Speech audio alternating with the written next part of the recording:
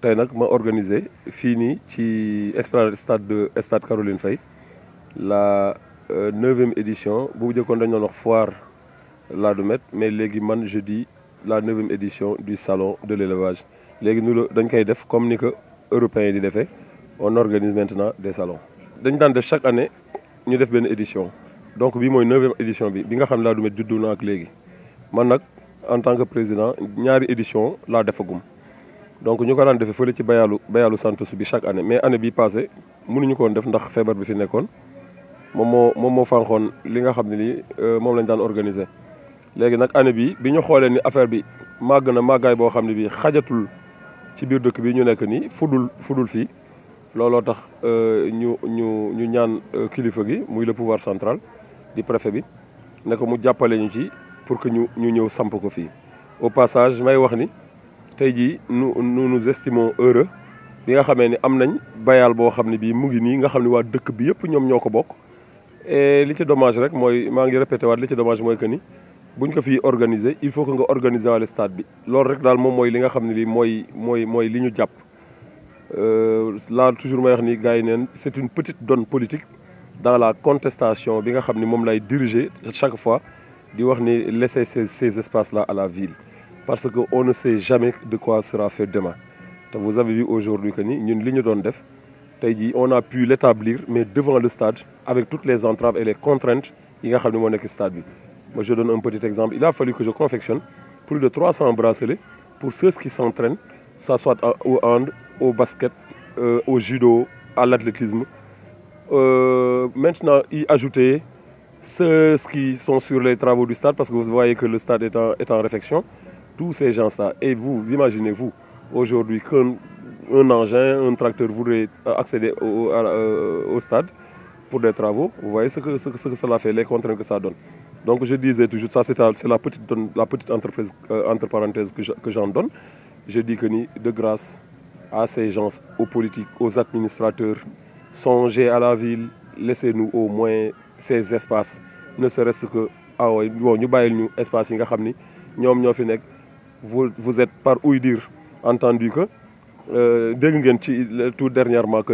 le stade Caroline 11 hectares yi ci ginnaaw ñu ngi ni di ko octroyer encore un privé te xam nga ni loolu mooy la petite donne politique que j'y rajoute pour dire que ni tey ji bu loolu amee bu subaa bu ma bëggee organiser xaw ma lan laa mën a organiser loo xam ne am na ampleur boo xam ne bi xajatul ci espace yi foofu la ñu mën a xalaat tey ji nag ñuy sant yàlla bi nga xamee ni préfet bi may nañu ndigal bu ñu mënee organiser devant l'esplanade parce que xajatul ci bayalu Santos bi.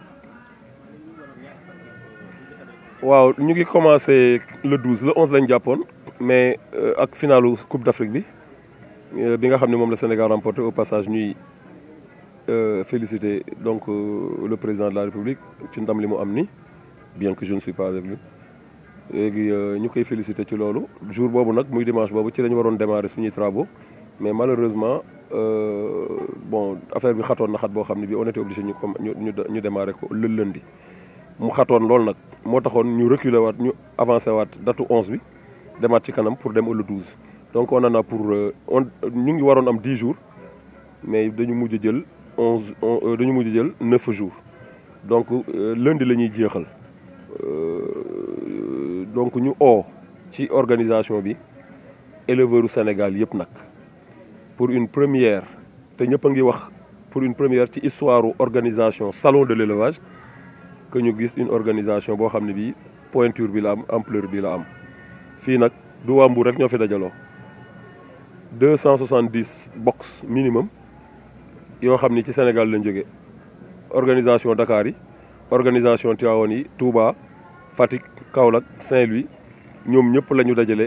dajale fii pour jongante pour feetu pour ku ci nekk wane li nga liggéey ci at yi passé après nga ñëw fii nga présenté ko. balaa ñuy dem nag maintenant ci concours ay option la donc si pour répondre à sa question mooy que ni dama organiser suffisamment de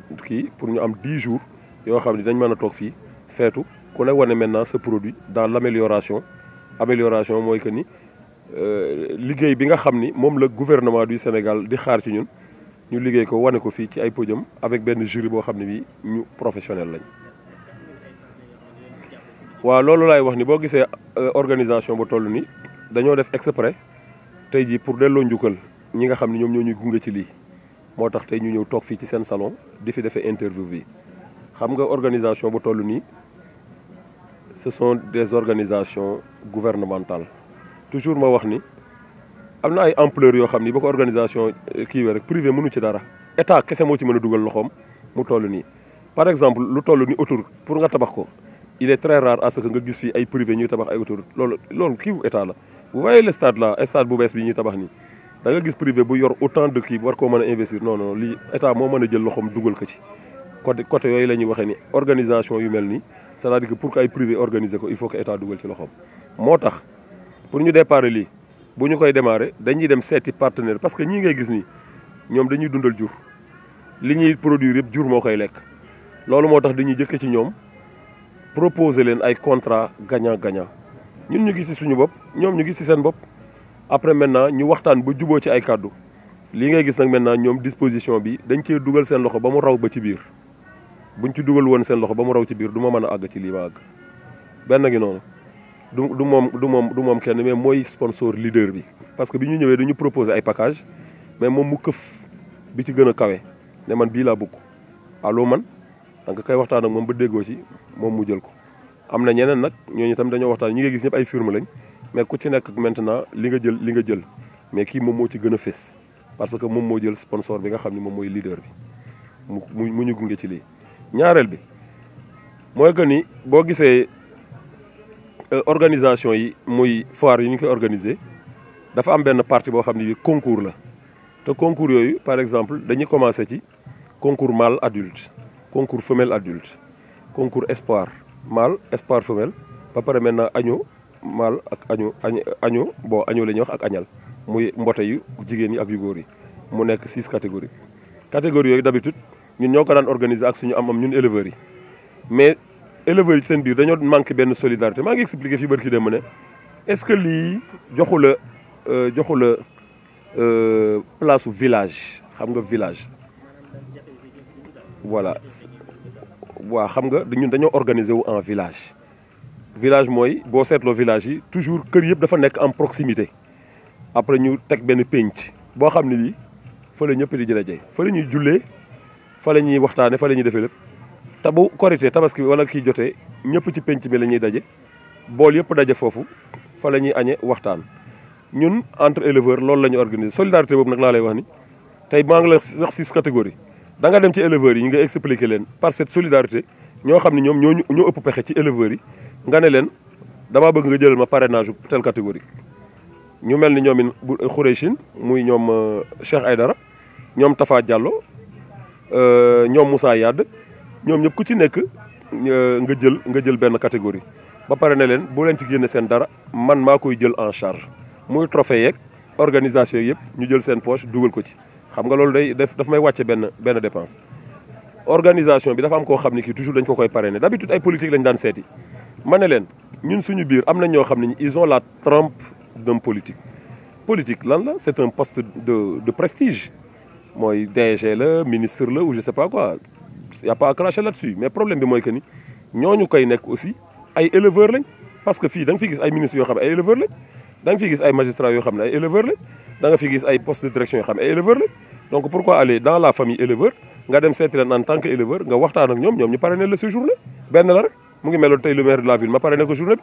mu ngi meloon tey ji nag maintenant bi ma demee seeti El Hadj Ndiaye mi nga xam ni moom moo fi dugaloon Maktoum di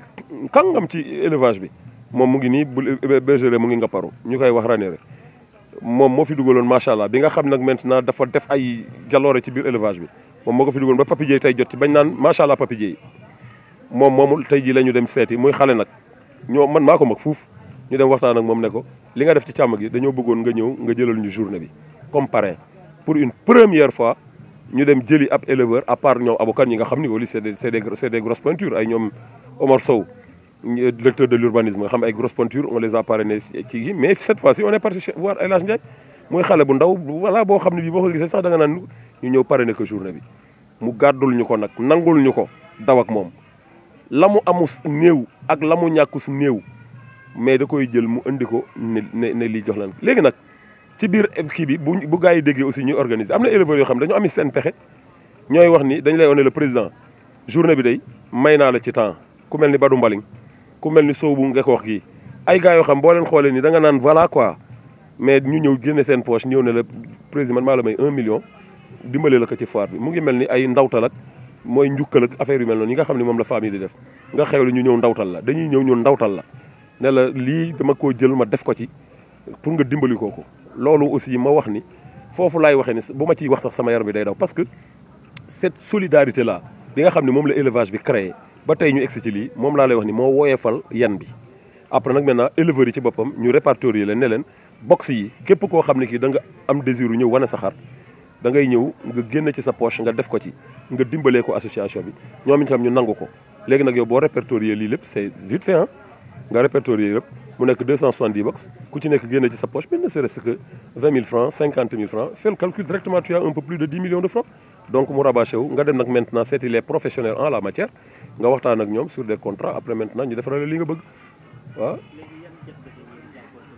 jafe-jafe fii nii pratiquement on n'en retrouve pas parce que fii le site est un peu spécial parce que on est devant le stade bi ñu joxee esplanade bi parce que fii mbeddum stade bi la mais dañu waxtaan ak autorité muy kilifay tubaab bi kilifay stade bi nga xam ne tigi daal la tudd muy jigéen moom mooy directrice stade bi ku mel ni Almami Badji mooy directeur du sport moom moo yore tout ce qui est sport ñu waxtaan ak ñoom ci infrastructure parce que au lieu que ñuy wuti ay toilettes mobiles xam nga di ko installé ak affaire yu mel noonu ñoom ñu ñëw waxtaan ak ñoom ils nous ont donné accès à utiliser les toilettes ñu utiliser toilettu stade bi après maintenant nettoyage réfection et tout ñoom ñu jox ñu ko mu gën a yomb ci ñun mu gën a woyof ci ñun beneen mooy que ni par exemple au lieu que ñuy installé ay cuisine ak affaire yu mel noonu ñoom ñu bàyyi ñëw cuisine bi nga xam moo nekk devant l'esplanade donc nga xool ni jafe-jafe yañ daan am yooyu yëpp loolu yëpp ça a été arrangé bon y a eu quelques imperfections mooy affaire coupure d'eau bi nga xam ni de toute façon annoncé woon nañ ko pour 3 jours loolu moom moo fi benn jafe-jafe à part ça l'autorité a commencé par le préfet kii ba nga xamee da nga ñëw def ko demande bi mu accordé la ko envoyé bon accord mu envoyé ko aux enquêtes au passage le commissaire Sène prend le truc là entre ses mains jël ko à bras le corps mais man je n'ai même pas compris jël ko à bras le corps le commissaire Sène def ci li mu ci waral passer son enquête ba pare maintenant de l'élevage ñu def seen enquête apposer maintenant ba pare maintenant ñu pare indi affaire yi war a commencer organiser le préfet le commissaire ci boppam ñëwaat encore en rapport avec son commandant ñëw jël les mesures nécessaires de sécurité sécuriser bayal bi ba mu mat sëkk parce que à compter que toujours ma wax leen que ni ci ay calcul mathématique rek boo seetloo y a 270 box à 5 bêtes 6 bêtes la sax mais à 5 bêtes rek pour multiplier un nombre par 5 toujours je dis que ni vous multipliez le nombre par 10 et vous divisez par 2 moo gën gaaw donc 270 boo ko multiplier par 10 ça fait 2700 boo diviser par 2 day nekk 1350 têtes nga yokkaat ci maintenant 270 yi day nekk 1600 têtes mais 1600 têtes yooyu un peu plus 1600 têtes yooyu boo ko seetloo évalué à 1 million de francs la tête rek ça te fait pratiquement 1 milliard 600 te fii tête yi fi nekk amul benn bu ciy jar moins de 1 million 500 donc ça te fait un chiffre global de 2 milliards de francs sur cette place là maintenant si vous comptez maintenant l'investissement en bâche et autres machines dugg na génn tu en as pour pratiquement 3 milliards qui sont sur place au minimum léegi nag loolu laay wax ni moom la préfet bi le commissaire conscient xam ni lii dañ cee war a jóg mu sécuriser ñu ko le maximum y a les montages la nuit la journée ñu indi boxeurs yi indi lépp tegal ñu ko ba mu baax donc ñuy wax ni encore cette fois-ci vraiment l'administration maintenant vraiment teg na ci baaraamam teg na ci loxoom teg na ci lépp ba nga xam ni ñun benn jafe-jafe fi mu nekk nii amuñu ko fi